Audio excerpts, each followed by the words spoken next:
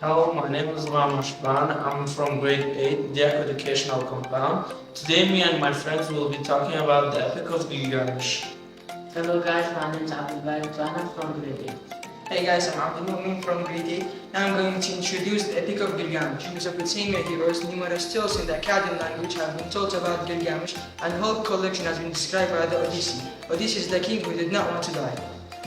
Who is Gilgamesh? Gilgamesh is the king that was sent by the god of sun to rule the city of Uruk in Mesopotamia in the Sumer civilization period.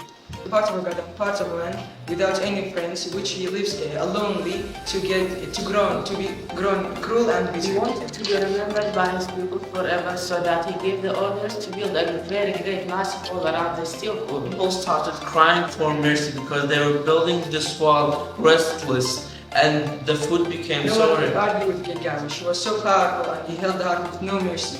In the other side of the city was inside the forest. There was a man called Enkidu, as powerful as Gilgamesh. Gilgamesh knew about him and his fear got greater, so he sent the most beautiful girl in Uruk to trap Enkidu and settle his death. But Shem had told everything to Enkidu, which caused him to go to Gilgamesh. The argument ended with a big fight of Gilgamesh and Enkidu. The fight was almost finished with Gilgamesh's death, but Enkidu couldn't let him die. After all, the city of Uruk has two powerful friends that can defeat any danger that comes to the city of Uruk. That was an enemy of Gilgamesh because he refused to marry her, so that she sent a terrible illness to her, withered him day by day until the last destiny, Enkidu's death. Gilgamesh begged weeping for Enkidu, his only friend, to wake up, but nothing could do.